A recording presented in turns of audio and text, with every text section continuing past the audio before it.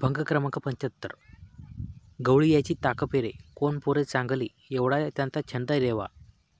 काय सेवा भक्ती ते, काय उपास पडिले होते, कन्या भोवते विदुराच्या. तुका म्हणे कुब्जा दासी, रूपरासे हिनकळा. अर्थ: गोकुळातील गवळ्यांनी ताक दूध पिणारी मुले मनाने चांगली होती, म्हणून प्रत्यक्ष श्रीकृष्णाला त्यांच्याशी नाते जुळवायला आवडले. विदुरा घरी प्रेमाने दिलेल्या ताक कन्यांचा आस्वाद घेतला. ते श्रीकृष्णाला प्रेमळ अन्नाची कमतरता भासली होती म्हणून नव्हे.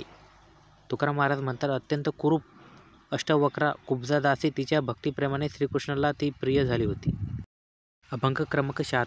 आता तरी पुढे हाची उपदेश, नका करू नाश आयुष्याचा. सकाळच्या पाया माझे दंडवट, आपुलाले चित्त शुद्ध करा. हे ते करावे देवाचे चिंतन, करून या मन एकविध. तुका म्हणे लाभ होय तो व्यापार, करा काय फार शिकवावे.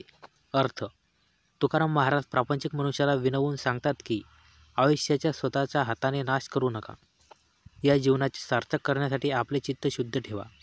यासाठी ते सर्वांना दंडवत घालून विनंती करतात. एकाग्र मन करून भगवंताचे चिंतन करा. तुकाराम महाराज म्हणतात की जीवनाचे नर देहाचे सार्थक होईल असा व्यापार करा. अभंग क्रमांक 77. भक्तावेन देवा, कैचे रूप घडे सेवा. शोभिवेले एरा एरा, सोने एकी ठाई हिरा. देवावेन भक्ता, कोण देता निष्कामता. तुका म्हणे बाळ, माता जैसे स्नेह जाळ.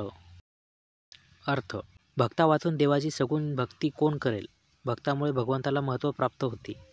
हिरा सोन्याच्या कोंदणातच शोभून दिसतो. तसा भक्त व भगवंताचा परस्पर संबंध आहे. देवाशिवाय भक्ताला निष्काम भक्ती शिकविणारा कोणी नाही. तुकाराम महाराज म्हणतात की आई आणि मुलाचा जसे प्रेमाची नाती असते, त्याचप्रमाणे देव व भक्त यांचे नाते आहे.